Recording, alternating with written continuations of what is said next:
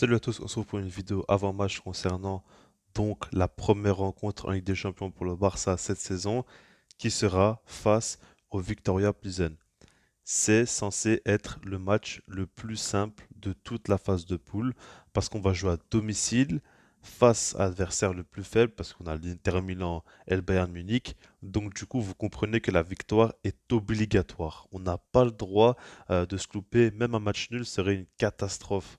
Donc là, c'est très très sérieux. Et quand on sait que la saison passée, le Barça a complètement déconné en phase de groupe, là, croyez-moi qu'ils vont être à 200% et qu'ils vont être sérieux parce que dans tous les cas, ils n'ont pas le choix.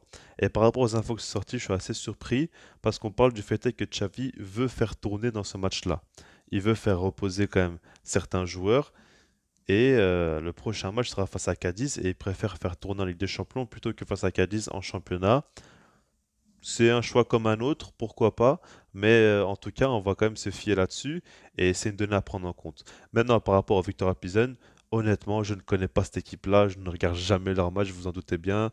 C'est une équipe qui joue en République tchèque, c'est pas un championnat que je suis. Ce que je sais, c'est qu'ils sont deuxième, à égalité avec le premier, ils ont pris 16 points, ils ont enchaîné quand même les victoires ces derniers temps.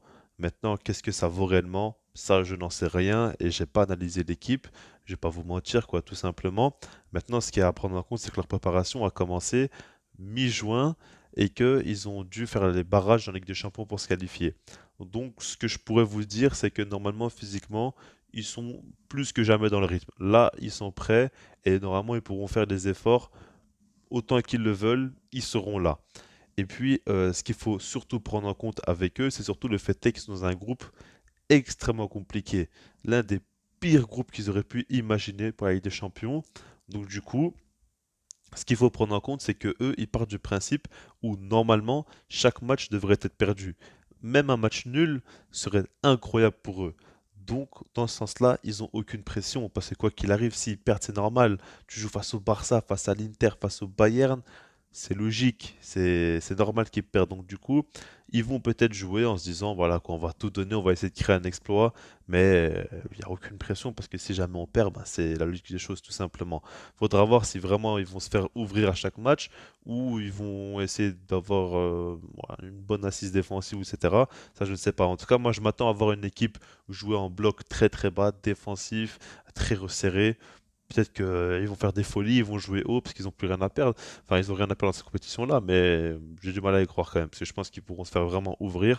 Donc, du coup, je pense qu'un bloc bas resserré, ils vont essayer de créer l'exploit à chaque match, tout donner, miser sur leur gardien notamment, c'est vraiment ce à quoi je m'attends. Alors peut-être qu'il y a des cracks dans leur équipe et qu'on va découvrir des joueurs assez incroyables. Moi, à part Ndiaye sur le banc, le buteur sénégalais, je ne connais absolument personne dans cette équipe-là, donc on verra bien. Alors maintenant, par rapport au Barça, qu'est-ce que j'attends de leur part? J'attends vraiment une mentalité exemplaire. Qu'il y ait les titulaires ou non, je m'attends en fait qu'ils prennent le match vraiment très au sérieux. Et comme je dis à chaque fois, quand tu joues face à un bloc bas, l'idée et ce qu'il faut absolument, c'est de marquer le premier but le plus rapidement possible. C'est vraiment ça qui va déterminer si tu vas gagner le match ou non. Parce qu'en fait, plus le temps passe, si jamais tu ne marques pas, ben, plus l'adversaire va prendre confiance et plus ils vont y croire à l'exploit. Et c'est là que tu te mets vraiment en danger. Alors que si tu marques assez tôt, tu vas forcer l'équipe adverse à sortir, à prendre des risques. Et c'est là que tu pourras vraiment tuer le match. Et c'est ce qu'il faut pour le Barça, en fait, tout simplement. Donc du coup, il va falloir commencer en mettant une énorme pression, un très gros pressing, jouer très très haut. En fait, les faire souffrir, quoi. Enchaîner les attaques, enchaîner les occasions enchaîner jusqu'à marquer le premier but. Et c'est vraiment ce à quoi je m'attends. Maintenant, par rapport à la compo, je me fie à ce que les infos disent, donc il y aura du changement. Moi aussi, je préparais du changement. Je mets un 4-3-3 avec Ter Stegen au goal, défense Sergio Roberto, Koundé, Christensen et Alex Baldé. Alba, quoi qu'il arrive, même si on fait tourner ou pas, je ne vais pas le voir jouer. Alonso est inscrit. Bellerin aussi, mais j'ai du mal à imaginer qu'il puisse être titulaire directement en Ligue des Champions comme ça pour leur premier match. J'y crois pas trop, donc c'est pas que je l'aimais pas. Sergio Roberto, parce que je pense qu'il faut quand même un latéral qui puisse t'apporter plus offensivement. Araujo et Eric Garcia, on a vu qu'ils ont beaucoup subi. Araujo a pas mal subi au niveau de son genou lors du dernier match. Eric Garcia, lui, est sorti sur blessure carrément, donc du coup, je pense qu'il faut quand même le reposer. On aura besoin d'eux en Ligue des Champions. Donc, je pars du principe que Christensen peut vraiment faire la différence. Il peut faire un très bon match. Il sera pas non plus très sollicité. et que Koundé, pour gérer la profondeur, il va nous faire quand même beaucoup de bien. Et puis aussi à la relance, il faut des défenseurs très bons à la relance. Il n'y a pas Garcia, donc du coup, Koundé plus Christensen, ça devrait pallier, ça devrait être intéressant.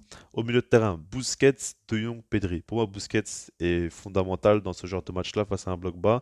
Il peut orienter le jeu et il peut t'envoyer tout simplement des caviars. Je pense qu'on a vraiment besoin de Busquets dans ce genre de match-là encore aujourd'hui. Après, ben, je mets De Jong à la place de Gavi. Gavi mérite énormément de repos. Il avait beaucoup de crampes, il a beaucoup souffert. Donc c'est le moment de le faire un petit peu souffler. Tu mets Frenkie de Jong qui va vraiment se donner à 200% parce qu'il sait qu'il peut encore gagner sa place. Donc, à partir de ce principe-là, je le mets et puis je mets Pedri.